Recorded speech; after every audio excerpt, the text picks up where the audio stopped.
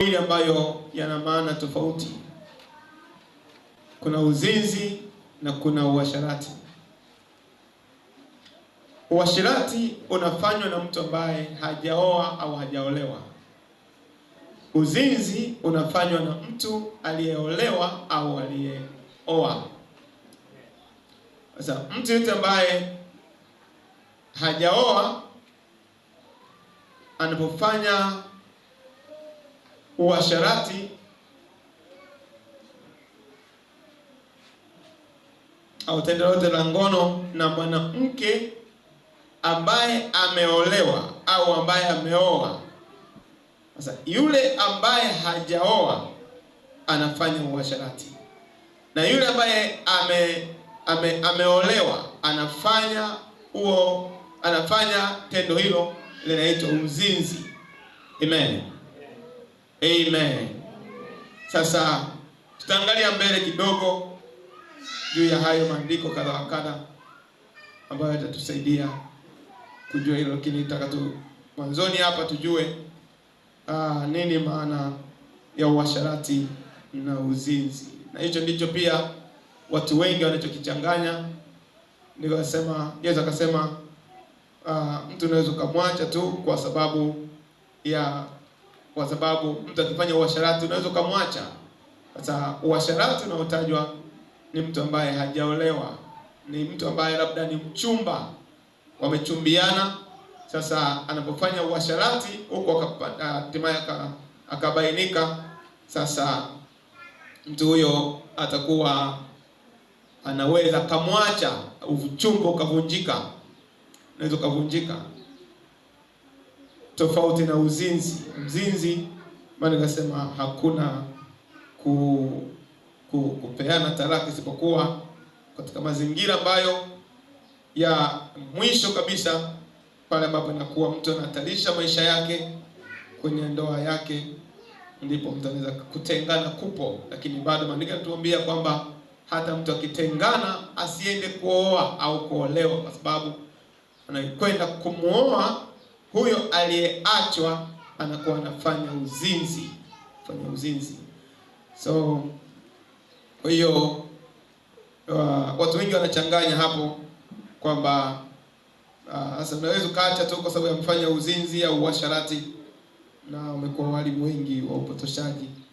Iko siku ambayo Mungu atatupa neema kuangalia hayo kwa kina na kwa mapana, lakini leo tunataka kuangalia tu somo linaitwaje? Ubaya wa dhambi ya uzinzi na uasherati. Turudie tena watu wa Mungu. Ubaya wa dhambi ya uzinzi na uasherati. Amen. Na neno hili au masomo haya ni masomo ambayo kanisa la Mungu sasa hivi alihubiri mara kwa mara, kwa sababu kanisa limeharibika, kanisa limechafuka, kanisa lilikuwa dini. Kwa hiyo hata nguvu ya watumishi wa Mungu kuhubiri na kufundisha, kutahadharisha imepungua sana. Na ukiona hivi ujue ni sehemu chache sana ambazo watu wanaweza kufundisha kitu kama hiki kwa mapana na marefu namna hiyo. Na hakuna kitu ambacho ni kibaya, dhambi mbaya mbele za Mungu kama uzinzi au zinaa na uasherati. Na dhambi hii inatajwa kama ni dhambi kuu, ni dhambi kubwa, ni ubaya mkubwa, tofauti na dhambi zingine.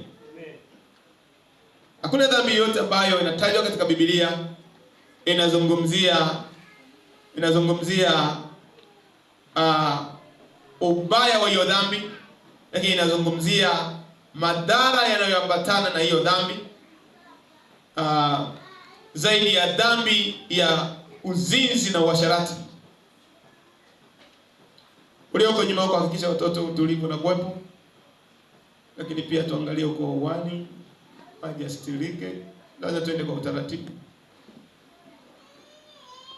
Amen. Hakuna dhambi ambayo inatajwa katika Biblia na Mungu na kuonyesha hisia zake na ukali wake, hasira zake, kama dhambi ya uzinzi na uasherati. Utaona Biblia inaeleza juu ya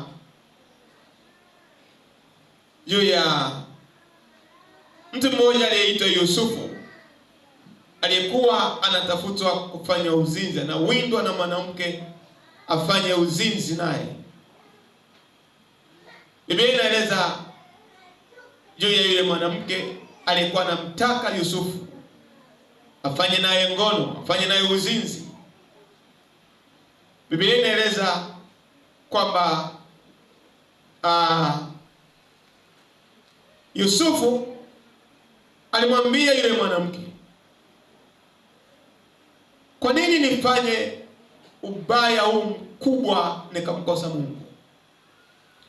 Uzinzi unatajwa ni ubaya mkubwa, ni dhambi kubwa ambayo mtu akiifanya atamkosa Mungu.